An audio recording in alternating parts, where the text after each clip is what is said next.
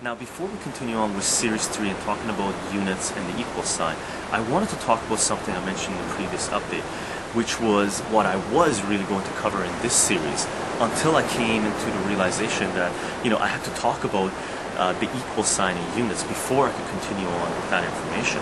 And what I was going to talk about initially in Series 3 was more about 0 and infinity. Now, I did a 4-minute, 5-minute little introduction video in Series 1 about 0 and infinity, and I was going to expand on that a lot more. But when I was laying out the work and thinking about the videos, what I was going to shoot, when I went down one of the branches where I was trying to compare the smallest thing we've been able to measure in the universe, which is elementary particles, which is what we believe all matter to be made out of, and comparing it to the biggest thing that we've been able to measure in the universe. Some would argue the largest thing that we've been able to measure in the universe or observe in the universe, which is black holes. When I went into the extremes, thinking about 0 and infinity, thinking about the smallest particle in the universe and the biggest thing in the universe, I hit a snag, and it turned into a realization where when I brought in Robert Anton Wilson's maybe logic. And the snag was basically this: elementary particles have 3 properties. It's spin, force, charge, and mass. Black holes have 3 properties: spin, force, charge, and mass. Now, the only way for us to be able to say if something is a black hole or elementary particle, distinguish between it, is their masses. Because, again, they have the same, they could have the same spin, they could have the same force charge, but if one is the biggest thing in the universe and one is the smallest thing in the universe, then their masses would be different, right? This part is the snag. Based on general relativity, there is no size limit to a black hole. Well, some people say there's an upper size limit now. I think I read an article that said, there's an upper size limit to black holes, but there is no lower size limit to black holes. I don't know about the upper limit either, but there is no lower. I guess the upper limit would be mass of the universe, but there is no lower bound of how small a black hole could be, right?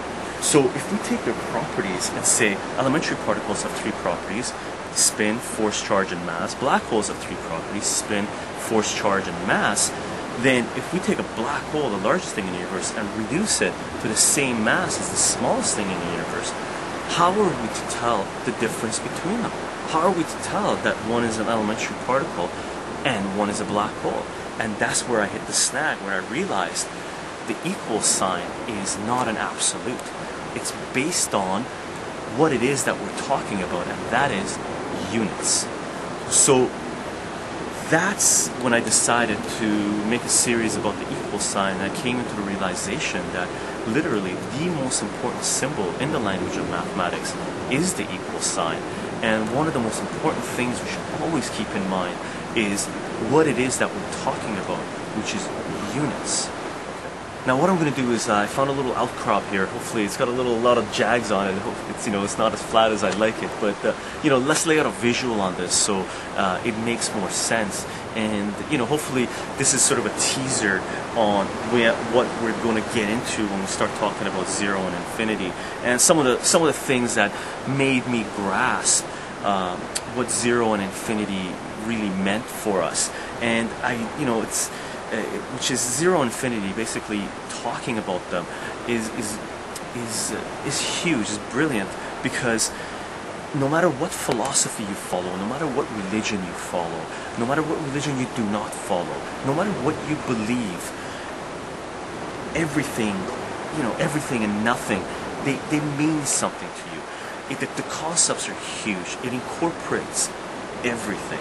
So it's quite important to talk about this. And mathematics, the language of mathematics, offers a certain unique perspective into 0 and infinity, and has allowed us to think about the boundaries of what we know, the limits of what we know, and possibly, some would argue, the limits of what we can know.